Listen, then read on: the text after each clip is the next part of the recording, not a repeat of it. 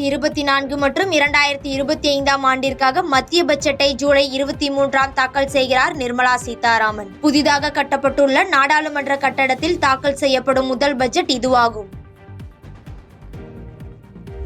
தற்போது வரை நடத்தப்பட்ட விசாரணையில் ஆம்ஸ்ட்ராங் கொலை பின்னணியில் அரசியல் காரணங்கள் எதுவுமில்லை என சென்னை மாநகர ஆணையர் சந்தீப் ராய் ரத்தோர் கருத்து. ஆம்ஸ்ட்ராங் உயிருக்கு அச்சுறுத்தல் இருப்பதாக போலீசுக்கு எந்த தகவலும் வரவில்லை எனவும் தகவல்.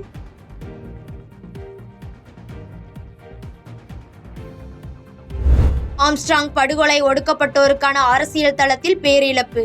தலைவர் ஆம்ஸ்ட்ராங் படுகொலை செய்யப்பட்ட சம்பவம் கேட்டு வேதனை அடைந்ததாகவும் எக்ஸ் வலைதளத்தில் அமைச்சர் உதயநிதி ஸ்டாலின் பதிவு.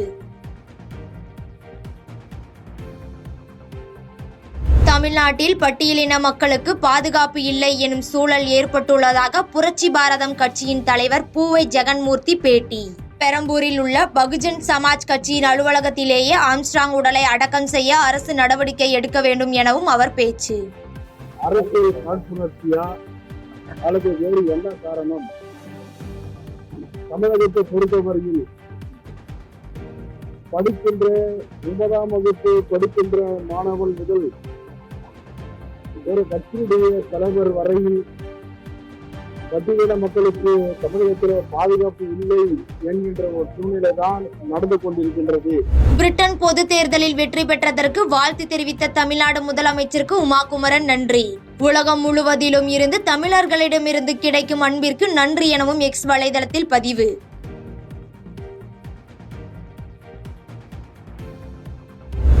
மதுபான கொள்ளை வழக்கில் டெல்லி முன்னாள் துணை முதலமைச்சர் மணீஷ் சிசோடியாவின் நீதிமன்ற காவல் ஜூலை 15 வரை நீட்டிப்பு. கூடுதல் அவகாசம் கேட்டு சிபிஐ தரப்பில் கோரிக்கை விடுக்கப்பட்ட நிலையில் நீதிமன்றம் உத்தரவு. கடவுளால் மட்டுமே தன்னை அதிபர் தேர்தலில் இருந்து வெளியேற்ற முடியும் என அமெரிக்க அதிபர் ஜோ பைடன் பேச்சு.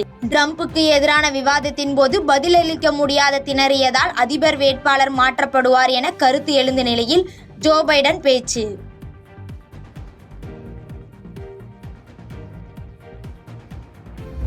கனடா ஓபன் பேட்மிண்டன் போட்டியில் இந்திய வீரர் பிரியன்சி ரஜாவத் அரையிறுதிச் சுற்றுக்கு முன்னேறினார். தரவரிசையில் 4வது இடத்தில் இருந்த டென்மார்க் வீரர் ஆண்டன்சனை வீழ்த்திய அவர் அரையிறுதியில் பிரான்ஸ் வீரர் அலெக்ஸ் லேனியரை எதிர்கொள்கிறார்.